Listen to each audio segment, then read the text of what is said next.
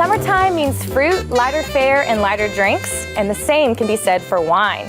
Lisa recently talked with our resident wine guru, Haley Hamilton, about some delicious summer wines you should try. Take a look. Okay, last week we had the unofficial start of summer with Memorial Day, so we asked our resident wine guru, Haley Hamilton, to stop by and talk about summer rosés. Who doesn't love a rosé on a patio? Exactly, and I think that a rosé is a perfect summertime wine. These are all dry, so a lot of people are still a little nervous about drinking a pink wine. They're like, ooh, what is that? Because everyone thinks it's like a white Zinfandel, or like, remember white Grenache? Well, and it's, you know, these like sweet, nasty.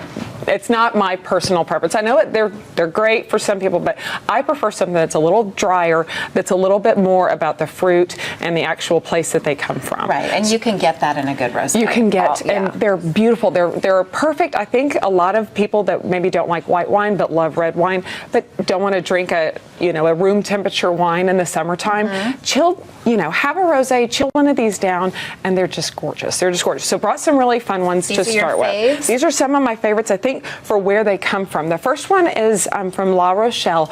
It is the sister winery to Stephen Kent, which is based in Livermore. Livermore is not really rosé country. They're more cab country. So this one actually comes from Santa Lucia Highlands, and they do gorgeous Pinot Noirs, and then this one is actually a rosé of Pinot. And Pinot is just a really, really great grape for a rosé. Are most of them Pinots? You have a little bit of everything, and that's kind of what we brought today, was a little bit of everything and just the style. I find that when a Pinot Noir is made into a rosé, you get lots of the nice strawberry notes and some of the cherry notes, along with kind of the earthiness that just that particular variety has. Love it. It's a gorgeous one. You can find it on their website. Does the color tell us anything? Does the shade tell us anything? Basically, the different colors and different grapes are going to, just if it's a more robust grape, it's going to have a richer color, but it's basically how long the fruit, the juice has been on the skins. And because the pulp of a grape, whether it's a purple grape, black grape, a green grape, it's usually clear or white. Right.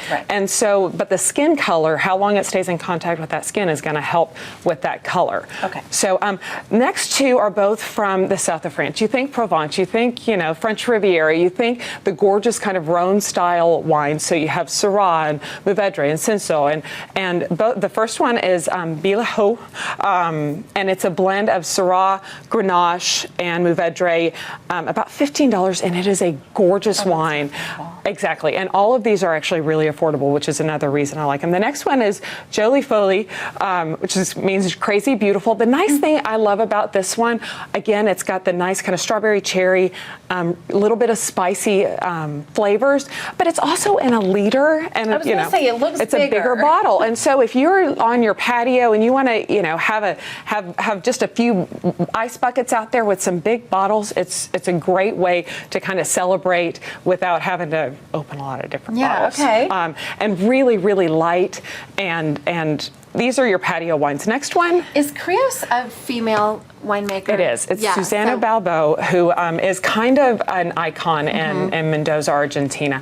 I love her, and she has a few different labels. This is her intro label, and it's a rosé of Malbec. And you can just tell by the color, it is a big, beefy. That is your Morello cherry. That is your earthiness and your leather notes, and making it actually into rosé really softens it out. And so sometimes if you're maybe afraid to try one of those big, robust wines, a lot of the Greek wines also, they just make gorgeous, gorgeous rosés because they aren't quite as intense, but you still get a lot of that good flavor. Will it tell you on the label the grape that it's made out of? Yes, all of these. Yes, all of these. It'll say the name Rosé of Malbec really prominently. Last one comes, second to last one. I threw in a little ringer on us. Bubbly. But the last one comes from Domaine Serene. This is their R Rosé, which is basically redefined, really just again highlighting the fact that a dry rosé is something that's really special and really gorgeous. They don't tell you the actual grapes. They call it a proprietary blend